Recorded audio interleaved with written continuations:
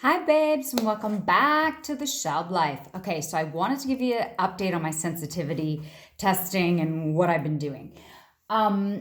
So I was talking to my mother-in-law, and right before I went to the store and I bought all my vegan, gluten-free, and I was like ready to rock. And I started eating it, which, no chips, but whatever.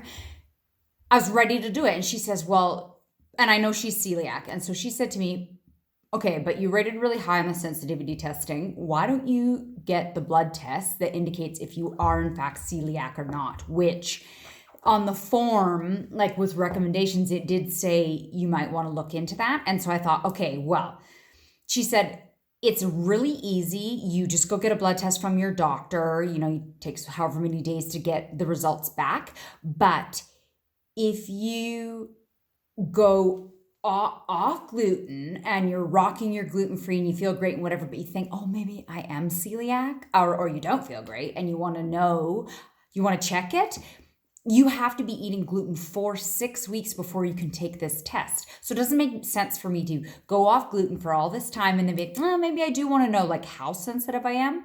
And then I have to go back on gluten for 6 weeks and then take the test. So annoying. I've decided that makes the most sense, but due to COVID and how everything is working at the doctors, I can't get until I have my scheduled blood test appointment until Thursday. So I am now gonna have to eat little bits of gluten every day until Thursday, which is like a super big bummer. So what I'm doing, but with gluten sensitivities, you're either like skipping bread and you're skipping all the stuff that bothers you, okay? And you're being mindful of it. Like when you look at a bag of something, if it says gluten-free and it doesn't have spelt and some of the other shit that bothers you, then you can eat it and you're pretty much safe. If you're celiac, there's a considerable number of ingredients that have gluten in them, like those long names that you can barely pronounce, and like you have to be a trained eye to look for these things. So because it may say gluten-free, but some of those preservatives or some of those ingredients may in fact still have gluten in them. So that's like a whole, like gluten sensitivity is one world and being celiac is like a whole other world. Like it's a way more work, way more stuff to look for, way harder.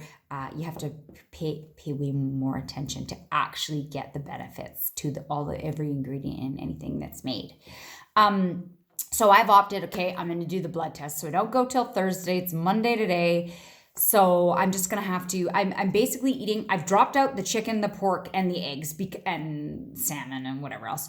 The meat section, I've dropped it out because like I can kind of live without it anyway. The eggs have been difficult, but so those things are gone. But I'm still getting that stomach sort of not feeling very good. It maybe is better. I'm not sure yet. I think I really, truly, and like the sensitivities test was that you remove all those things that come up for 5 weeks before you can really assess if it makes a difference. So I think Thursday, I give the blood and then boom, I'm off everything. I'm off the gluten.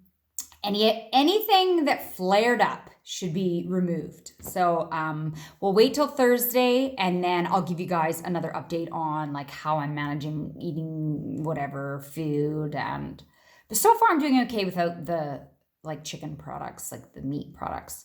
Anyway, so that's a little update. I'll let you know how I feel. We'll give the blood on Thursday and then we'll hit her hard and see if I feel any better. Okay, well, thanks for joining me, babes.